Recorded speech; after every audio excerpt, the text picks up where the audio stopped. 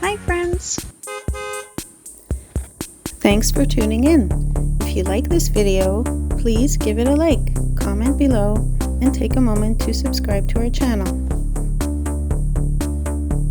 Welcome to La Martre, a charming village nestled between the sea and the mountains along Quebec's Gaspésie Peninsula. As we journey along Route 132, you'll notice how this small community, with around 194 residents as of 2021, offers breathtaking views of the St. Lawrence River and the surrounding cliffs. La Martre has a rich history dating back to the late 19th century, when settlers established it as a fishing and farming village. One of the village's most iconic landmarks is the La Martre Lighthouse, built in 1906. This bright red, octagonal wooden structure stands proudly on a natural promontory, guiding ships along the coast.